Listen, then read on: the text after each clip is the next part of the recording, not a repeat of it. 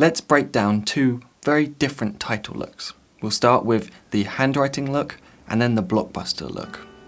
So when it comes to titles and text, I think a little bit of effort goes a long way. So rather than just searching for a handwritten font, let's do this naturally. First, we'll need a white surface, like a piece of paper or a whiteboard. We can use pencil for shading, scribble with a pen, or use a thicker marker. Then we'll find some even lighting and take a photo, making sure that the text fills most of the frame and that it's in focus. In our editing software, we can then use a negative filter to invert the colours and then tidy it up with some colour correction until we have a completely black background.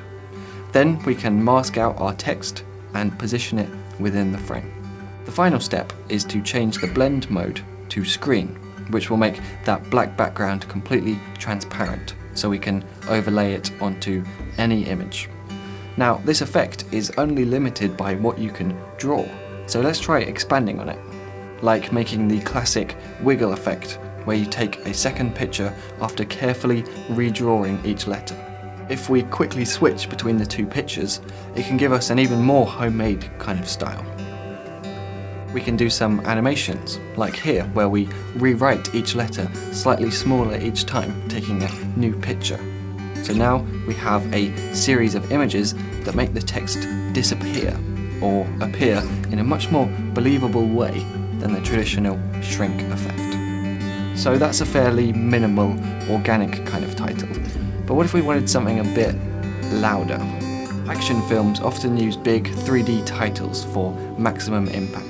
So I tried Blender, which is some free 3D graphics software. Now, this isn't an extensive tutorial for Blender, but here are the ideas behind a 3D title like this.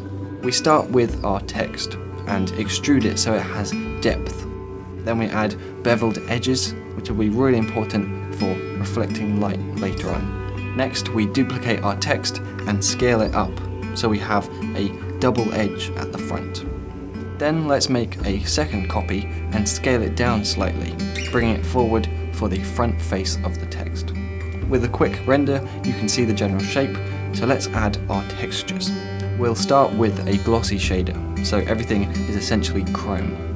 Now, lighting really is the key here. Let's block all of the reflections from that front face with a simple black plane. Then, to catch those edges, we can bring in a light and position it kind of above, just high enough that it doesn't reflect on the front face.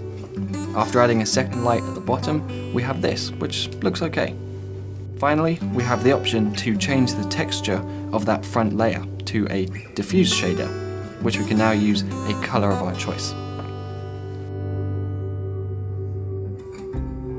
Now, this is only the beginning. We haven't even done any animation yet.